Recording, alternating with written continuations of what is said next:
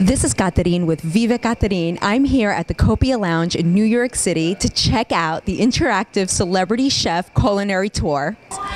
So Chris, nice to meet you. Pleasure to meet you. Chris, what was your inspiration for the Celebrity Chef Culinary Tour? Well, they're two of my best friends, and we just had such an amazing experience on the show together. So why not? Vic's actually staying at my apartment. We thought, what a great idea. Last night we had a whole braising party. He was braising short ribs. They're going to be absolutely delicious. And Susie's one of my really close friends too. We bonded a lot in Atlantic City. And you know, we're all in town together. There's a once-in-a-lifetime opportunity. So why not put something on for the world to see? I'm so happy you're here with us for the good flavors that you're about to have. I can't wait. I'm so excited. Oh, it's going to be delish, I promise. I have Susie Jimenez here with me today. Hi, Susie. How are you? Hi, I'm good. Ready to start cooking. Very exciting. Yes. So, Susie, Susie, what dish would you say from your childhood spices up life the most? Well, it definitely has to be the moles, you know? I think that every culture, especially every Latin culture, has the mole, which is the basic sauce. Like Italians have their marinara sauce, we have mole, you know? And I think one of them that I'm making today is a zucchini mole, which people are not so eager to find anywhere else. Usually it's made with tomatoes and onions, so I decided to do a zucchini jalapeno mole and walnuts instead of almonds. Mole is a combination of ingredients that are in your kitchen, you know, so it doesn't have to be what you see at a restaurant. The darks, the reds, can be anything, and it will spice it up. It will spice your life up. You can throw anything together, you know, it's good stuff. Absolutely. Yeah. So tell me, what was your fondest memories of cooking as a child with your mom and your grandma? What was your favorite dish? Well, I have both of my grandmothers are still alive. So, you know, I got two grandmothers, my mom, my sisters, my tias, my cousins. It's like, you know, you walk in and you're like, wait, I thought it was cooking. And there's like 100 people in the kitchen, you know, it's such a huge family. But it's so great because they'd be like, you know, Susie, chop the onions. And I just sit there and cry, you know, and the onions. But they always made me like be involved in like the kitchen. There was something that I had to be part of it. Very interestingly enough, my sisters also cooked, but my sister older than me does not know how to cook. Like she boils chicken for 4 hours and you're like, what happened? My grandma taught you how to cook. And she's like, I don't know. All right, whatever. But you know, it's just being in the kitchen together. My dad loved to make what we call goulash, just everything in a pot together. And you're like, what are you doing? He's like, I'm making you dinner. And you'd eat it, and it was made with soul, so it was good. It was made with love. Canned peas ended up being like the best thing on the plate, you know? So yeah, my dad would come in and dance with my mom in the kitchen all the time. Yeah, you got to do that in the Latin world. You got to spice up your love life too, you know? Absolutely. With food, yeah. So Susie, what advice can you offer others that are looking to get into this field? You know, I think one thing when I told my mom I was going to go to culinary school, she looked at me like, you're going to go to school to cook? Because in the Latin world, you know, you're not supposed to go to school to be a chef. Like, that's what a woman does in the kitchen. So I remember when I told her I was going to go to culinary school, and she was like, no, you should be a nurse. You should do this. And you know what? I had a dream, and I was like, you're not going to take it away. Like, I'm doing what I want to do, what I feel passionate about, and I'm happy that I do it because it shows so much more passion. People see when I talk about food what it means to me, you know? So you just got to go out there and get it. So, Susie's going to make an unbelievable dish. You want to talk about what you're going to make today? Yeah, I'm going to do a pan-seared salmon, and I'm going to skin on because it's going to be nice and crispy. And then I'm going to do a hominy stew. Hominy is like a corn kernel. They remove the husk off the actual kernel itself, so it turns into like this beautiful piece of corn with really good texture. It's got chipotles in it, so of course, you guys got to know that everything I make is going to be spicy, right? So the stew is made with chipotles, and then we got a fennel salt with jalapenos, and I'm doing a mole with zucchini and walnuts. And I know a lot of people are like, wait, mole is like made with tomatoes. Not today, people. We're gonna add a little twist to it. Because the kind of food I like to make is food that everybody can make. You know, the food I do today, I want you guys to be able to just go home and do it. You know, that's the way I like to come across, just nice and easy. So I'm gonna do some seared and braised short ribs over sweet potato puree, with a little bit of kosher salt and wild honey, and a little bit of a red wine reduction. So I'm going to do a stuffed eggplant, stuffed with mascarpone, pecorino, and ricotta. I did it a few weeks ago. It went really, really well. It's absolutely delicious. And then I was just going to do a tomato sauce. Really quickly, these tomatoes aren't cooked. I've already steeped my oil. I added some more oil only because that wouldn't be enough. That's probably about a half a cup of oil because it's a large container. What I'm actually going to do is I'm going to push it through And again, that's getting all the flavor. I'm just straining because I don't need those clumps. I want a nice smooth sauce.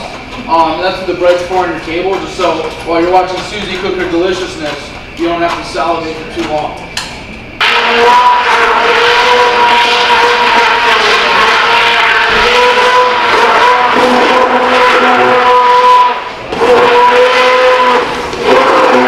And that's actually it. That's my sauce. I'm going to salt it at the end.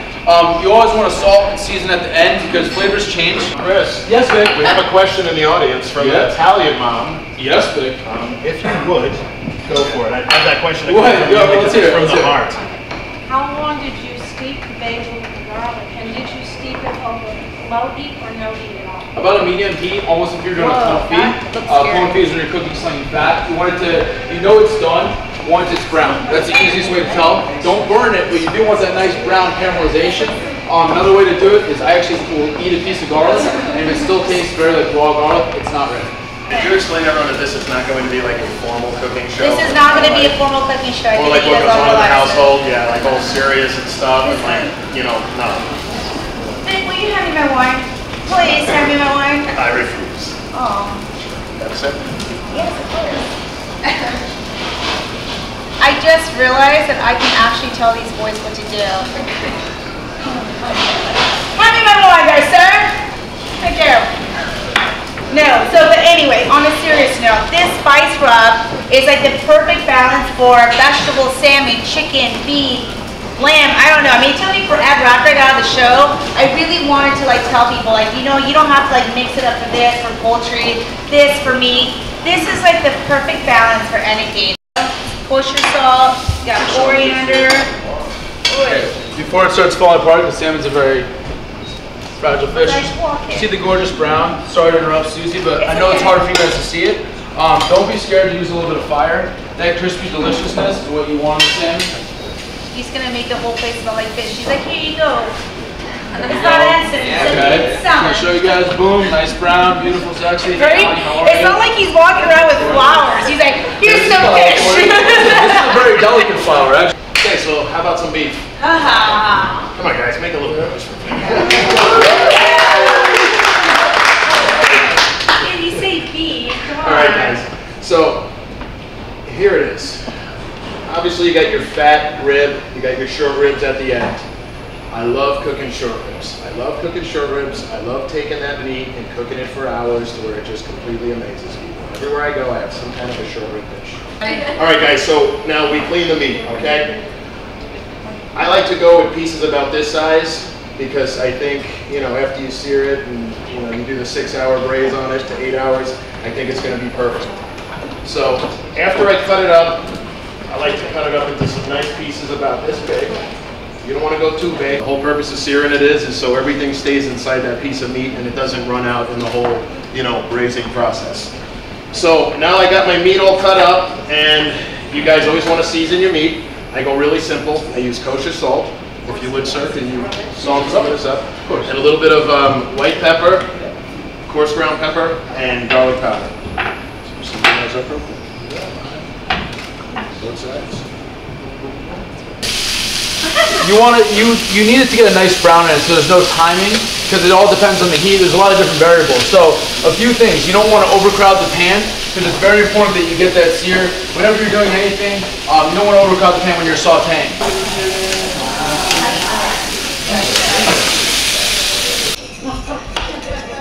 Even the finale was the worst. I did like a little big party and you didn't win. So right now I'm going to show you a really quick, easy way to make eggplant. It's not deep fried. It's basically like an eggplant parm mixed with an eggplant rollatine in one. I just call it, depending on the day, whatever I want. But I have my all-purpose flour. I have my batter, which is really just eggs that I've scrambled up, and I actually salt that. I season everything as I go. So I have my oil getting pretty hot, and the way I know it's done when it's done is each side's gonna get nice and brown. You want to hear a little bit of noise, of course, because that means that it is cooking and it's getting nice and crispy. So what I'm gonna do right now is the mixture that I put in between it is mascarpone, ricotta, and either Parmesan, Asiago, Romano, one of those cheeses that has a nice saltiness, a nice step to it. I'm getting this nice and brown, you know, and that's when I know it's done. That side's done. It's not fully cooked, because it's a thick piece, because I know I'm putting it in the oven. And I don't want soggy eggplant. So I'm going to cook it. I'm going to put my oven on 375, 400. Sauce, mozzarella in the oven, 15 minutes, call it a day. The great thing about this is I can do this stage the day beforehand. I'm having a party the next day. If I want to do little circular hors d'oeuvres, same thing. I got these little beautiful eggplant rollatines. Again, call it whatever you want. It's really, the flavor speaks a lot louder than what it's called. So I'm not really big on names because a lot of chefs change the names and stuff in restaurants. It's just the name of the game. There's nothing wrong with it.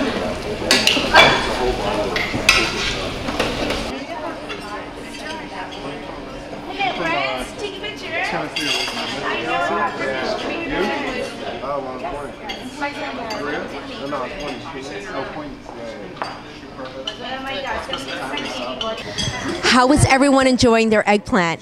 Very, very much delicious. Incredible. Delicious. Very light. Absolutely. Good texture. What's your advice on the eggplant? How amazing is it? It's really good. Very light. How's the mascarpone? Love it. Fantastic. Love this dish. Thank you. Love Chris. How is the eggplant? The eggplant is amazing. I could eat this eggplant all day. And it's light? You know, it's light, it's airy, and it just, the taste is just delicious. Now all we need is some of Susie's salmon and Vic's, what is he making? Sweet potato puree, and we'll be good. Vic, very nice to meet you. You too. It's been an amazing show so far. I feel it has. I had a lot of fun doing it. So Vic, you're a self-described mama's boy. Tell me what your mom's favorite recipe is. My mom's favorite recipe is zuppa de pesce, Italian fish stew made with the 7 fishes. So tell us more about that. Well, actually, I got to make it on the second to last episode on Food Star. Pretty much it's, you know, you got to cook each piece of fish separately. Use a lot of clam juice and lobster stock, and you make a nice little red sauce out of zucchini and squash, and you puree it. And then you slow cook the sauce, cook the vegetables separately, and then pour it over the sauce when it's done. And then you serve it with like a nice toasted Italian baguette, so you can get all the flavor of the fish, everything that goes to the bottom. Now, I know that you're very passionate when you're cooking. You're all focused. Tell me more about how you find that focus. I find the focus. My mom had passed on 10 years ago. Sorry. And, you know, I feel like she's still with me, so, you know, it's a good thing. But whenever I start, like, kind of losing the passion, because most people do, you know, it's a natural thing to have a bad day and, you know, you kind of start getting off track. I start thinking about my mother, and it just totally gets me back on. I think, you know, okay, I got this far. Why stop now? You know, like, if I'm feeling a little down and I'm kind of, like, losing my passion for the day, just get right back on track, and not only get back on track, go over the top, do something new that day. Can you share with our viewers what inspiration you offer and what advice you offer to those that are just getting into the field now? Well, obviously, guys, I do not look like a cook, and, you know, I gotta tell you, my best advice that I would give everyone is, do not be afraid to set far-fetched goals, okay? You got to start somewhere, and you got to have a lot of patience, because obviously if you just started cooking, you know there's a long road ahead. Just get on that road and don't stop, and set some far-fetched goals. Set, like, if you want to get this far in life, set it for this far, because you're going to pass where, you know, the finish line. You're going to go way behind it. You're going to go pretty much to the point where when you cross over the finish line and you break the rope, you're going to just keep running around one more time and doing another lap and just running through the finish line one more time. So there you have it, folks. It's been unbelievable. This event has been phenomenal. The food has been great. It's been really nice seeing their passion come through their food, and it's been just enjoyable. We just have fun, as you can see. You know, we have a good time together. So for us, it's not pressuring. Of course, doing an event is always pressuring. But it's fun. It's always fun. That's why I do it. I mean, listen, I love this. You know, New York's full of culture. New York's full of great people, great foods from all around the world. I love it. Vic loves it. Susie obviously loves it. And, it was a good time. And we definitely see that passion come through when you're cooking. So, so keep much. doing what you're doing Appreciate and it. keep those restaurants going because they're great and you definitely have to go. Tell us where we can find them. You can find me at Cafe Napoli or Giovanna's in Little Italy. And actually here at Copia, I'm actually doing an upscale bar menu. I just took over yesterday. So I just hired my chef and I'm going to start consulting next week. I also work for a private aviation company in Teterboro. So I'm everywhere and at charity events 3 or 4 times a week. So I'm just bouncing around New York City because this is what I call home. I wish you continued success, Chris. Thank you so much. I appreciate it. Thank you. Thanks a lot.